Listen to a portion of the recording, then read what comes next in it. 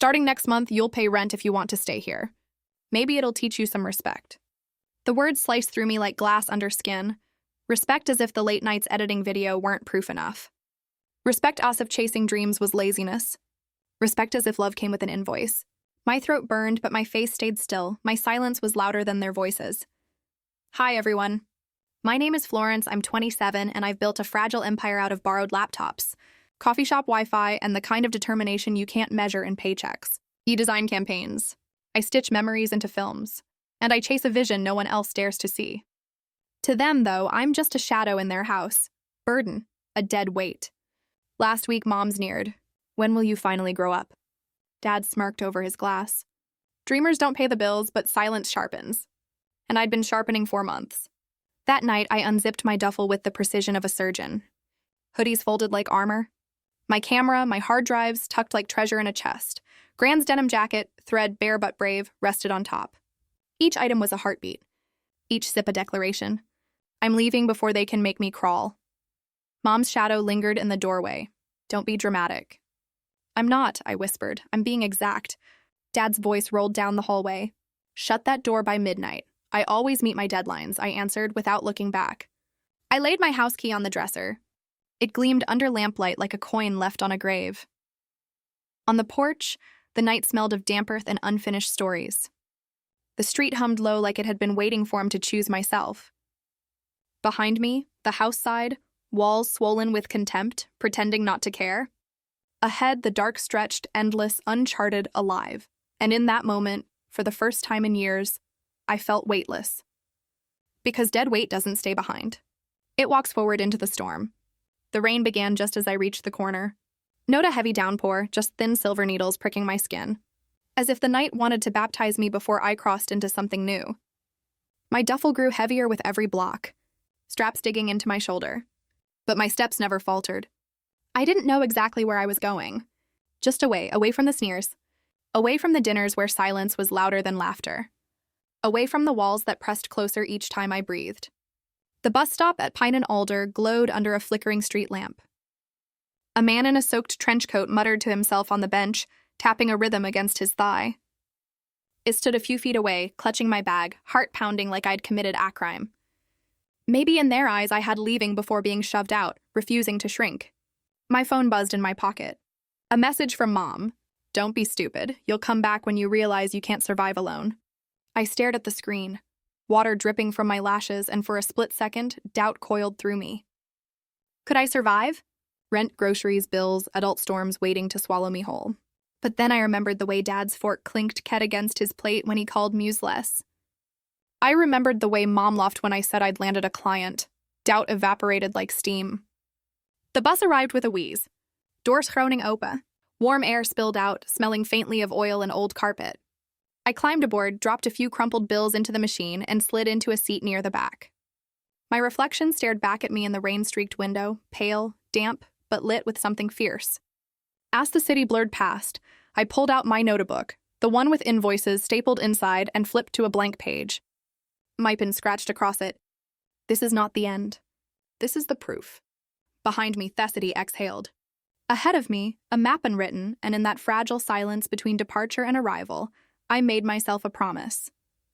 I would never again beg for respect from people who couldn't see my worth. The night bus carried me forward, humming like a secret ally. Thebes rumbled deeper into the city, its engine groaning like an old animal. Each stop spilling out strangers into the wet night. I clutched my duffel tighter, the fabric warm against my chest, as though holding it could steady the storm inside me. By the time we pulled into the downtown terminal, the rain had thickened into sheets, hammering the pavement. I stepped off, shoes splashing, neon lights bleeding into puddles like watercolor. The air smelled of fried food and diesel, a messy chorus of survival. I had no apartment, no friend's couch waiting, no neat plan folded in my pocket, just a list of small clients and the grit in my bones. I found a diner glowing with a flickering, open 24 hours sign and slipped inside. The bell above the door gave me away, but no one cared. The place buzzed with tired truckers and college kids hunched over greasy plates. I slid into a corner booth, pulled out my laptop, and tethered my phone. The Wi-Fi was slow, but it worked. The screen glowed against the tiredness in my face as I opened unpaid invoices, replying to clients, pretending like this was just another night of hustling. But the truth pressed hard. I was homeless, at least for tonight. A waitress with tired eyes set down a cup of coffee. "On the house," she said, glancing at my soap jacket. "You look like you need it." "Thank you," I whispered, wrapping my hands around the mug like it was the only warm thing in the world. My phone buzzed again. "Dad, this time, so you think you're independent? Don't come crawling back when you fail." The words should have shattered me. Instead, they burned clean through the doubt. Failure wasn't leaving. It was staying where respect never existed. I stared at the rain trickling down the diner window and felt something inside shift. This wasn't exile. This was escape. And I knew deep in my chest the life I was about to build would not just prove them wrong, it would make them regret ever calling me dead weight. The storm outside wasn't breaking me, it was baptizing me. I stayed in that diner until the sky softened from black to gray, the storm finally breaking into a tired drizzle. The waitress gave me a refill and a smile that didn't ask for anything in return. I tucked her kindness into my chest like a secret I'd need later. With dawn came decisions. My account balance was thin, just enough for a cheap motel, maybe 2 weeks if I stretched every dollar. Instead, I chose to save it. Every cent mattered. I slung my duffel over my shoulder and walked to the nearest co-working space I'd once researched but never dared enter. The glass doors opened onto a hum of clicking keyboards and murmured ambition. My shoes squeaked on the polished floor as I handed over my last $20 for a day pass. The receptionist didn't care that my hair was damp or that my jacket smelled faintly of rain. To her, I was just another freelancer carving out hours in the city. I claimed a corner desk, opened my laptop, and dove into work with a hunger sharper than fear. Emails flew out like arrows, pitches, proposals, follow-ups I'd been too timid to send before. By noon, I'd landed 2 small editing projects and a tentative contract for a local boutique campaign. My heart hammered. Survival wasn't a vague dream anymore. It had receipts, but the ache of betrayal lingered under each keystroke. Mom's laughter when I mentioned my clients, Dad's snort when I shared my goals. Their voices chased me, whispering that I was nothing more than a runaway with Wi-Fi. At 3, my phone lit up with a call. I let it ring until the screen went dark. 10 minutes later, a message arrived. "Your room better not be empty. Where are you?" For the first time, I didn't answer. The silence was mine to keep. I looked around at the strangers grinding beside me, designers, coders, writers, and realized something. These people weren't mocking me. They weren't measuring me against a standard I never asked for. They were just building. And maybe, just maybe, I belonged more here in this rented corner than I ever did in that house I once called home. The hum of keyboards became my new soundtrack. I lost myself in it hour after hour, the glow of my laptop casting light on a version of me I'd only glimpsed in daydreams. Focused, free, unafraid. By evening, exhaustion crept in, but it was laced with something fierce. Progress, I packed up and stepped into the night air. The drizzle had stopped. The streets shone slick with reflected neon. My duffel felt lighter, not because it was, but because I finally knew why I carried it. The motel I found was nothing special. Peeling paint, buzzing sign. But it was mine for the night. 4 walls, a door that locked and silence noon could twist into shame. I set my things down and collapsed onto the thin mattress, staring at the ceiling. For the first time, the silence wasn't heavy. It was clean. My phone lit up on the nightstand. Messages stacked one after another. "Mom again, why didn't you tell us you were leaving?" "Dad, this is ridiculous. You'll regret it." And finally, "Come home before you embarrass yourself further." Embarrass myself? That phrase curled like smoke in my lungs. What they never understood was that I'd been embarrassed for years. Sitting at their table, swallowing their ridicule, letting their definitions of success choke me. Leaving wasn't embarrassment, it was defiance. I didn't reply. Instead, I opened my notebook and wrote down every client I had, every payment due, every possibility. It wasn't much, but it was proof. Proof I was building something brick by brick. Even if those bricks were digital files and late-night invoices, the motel clock ticked softly, marking each second I stayed gone. Each second I didn't cave. And as I drifted into sleep, a thought anchored me. One day they would call again, not with threats, not with scorn, but with fear. Fear of being left behind by the deadweight who learned how to rise. That night I dreamed not of home, but of freedom. And when I woke, the dream didn't fade. Morning light slipped through the thin motel curtains, pale and restless. I sat up, muscles stiff, duffels still at my feet like a loyal guard. The air smelled faintly of dust and bleach, but to me it smelled like independence. I brewed a cup from the battered coffee maker in the corner, sipping slowly while scrolling through my inbox. 2 of my proposals had been accepted overnight. Small projects, yes, but paid enough to stretch another week, maybe 2 if I played it right. I dressed quickly, pulled Grand's denim jacket tight, and headed back downtown. The co-working space welcomed me again with its quiet electricity, rows of strangers moving like currents toward their own futures. I slid into the same corner desk, fingers flying across the keys. Work flowed like water. I wasn't surviving. I was carving. But mid-afternoon, my phone lit up again. Mom, this time not with anger, but with something softer. "Where are you?" "Just talk to us." A second message followed. "We didn't mean it like that." I stared at the screen, heartbeat steady. The words felt wrong, too polished, like they were stitched together to hide the real seams. My parents never apologized. Not when I was 12 and skipped meals so they wouldn't scold me about being ungrateful. Not when they tore into me for choosing art over accounting. I didn't reply. Instead, I closed my phone and kept typing, pouring myself into the project until the sun began its slow descent. Walking back to the motel, I noticed something strange. My chest felt lighter. Their voices, the constant criticism, the weight of their disappointment, were quieter now, like echoes down a long hallway. I was no longer standing in their house where every insult landed like a hammer. I watched her outside building brick by digital brick.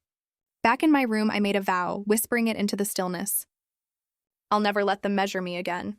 One day, they'll measure themselves against me. The clock ticked steady like a heartbeat not my own.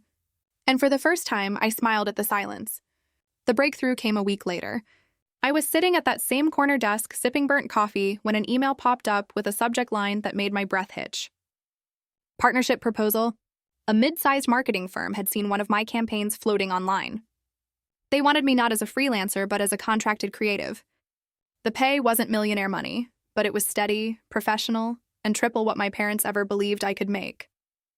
I pressed my hands over my mouth, shaking, tears pricking the corners of my eyes. This wasn't luck. This was work, my work. I signed the contract that afternoon, my fingers trembling, heart thundering as if the universe had finally whispered, "See, you were right to leave." That evening, my phone wouldn't stop buzzing. Missed calls from Mom, 5 from Dad. Finally, one message appeared that froze me. "We came home and your room is empty. What are you doing?" "Where are you?" I read it again and again, a strange mix of anger and satisfaction rising in me. Empty. Yes, empty because I had filled my life somewhere else. Empty because I'd stopped decorating their house with my patience. The next morning, another message. "Please come home. We can figure this out." And just like that, the panic set in, not mine, theirs. The power had shifted. I wasn't the child begging for scraps of validation. They were the ones begging now, realizing their control had slipped through their fingers. I didn't answer. Instead, I poured every ounce of myself into my first big project, staying up past midnight in the motel room, light flickering over my notes and edits. The hum of the old fridge kept me company, a steadier rhythm than their voices ever had. As I hit send on the final file, I whispered into the dim room, "Dead weight doesn't rise." But I did, and somewhere deep inside, I knew part 8 was coming. The moment when they would have to see me, not as the failure they mocked, but as the proof of what happens when you walk away. 2 weeks later, the contract money hit my account. Not much by the world's standards, but more than enough to upgrade from the motel into a small studio with cracked brick walls and sunlight pouring through wide windows. It was mine. Every inch of it whispered freedom. I hung Grand's denim jacket by the door like a flag. My desk faced the window where the city hummed like an orchestra. Every note proof I had chosen right. I worked late into the nights, and for once the exhaustion felt like triumph. Then came the call I had been waiting for. Not from a client, but from me parents. I let it ring, then pressed answer. Serafina. Mom's voice wavered, using my name like it was fragile. "We didn't know you were serious. You've made your point. Come home. You don't have to do this alone." Dad's voice cut in firmer but cracked at the edges. "You're our daughter. This is ridiculous. Stop punishing us." I stared at the sunlight spilling across my desk, warm and golden. My voice was calm, steady. "I'm not punishing you. I'm building me, and you never wanted to see it until now." Silence crackled across the line, broken only by Mom's shallow breath. "We were worried," she offered weakly. "You mocked me. You called me dead. Wait, my voice didn't shake. But look around. My room is empty because I filled my own life. And I won't shrink back to fit inside yours again. For once, they had no reply. Just silence. The same silence they had forced on me at countless dinners. Now turned against them. He ended the call. Not in anger, not in spite, in peace. I turned back to my desk, the glow of my laptop waiting, projects unfolding, opportunities multiplying. The city outside pulsed with endless rhythm, and I breathed it in. Respect, I realized, is never given by those who don't know how to value it. It's carved, turned. It's carried out the door and built brick by brick until it towers higher than their ceilings ever reached. And mine had just begun.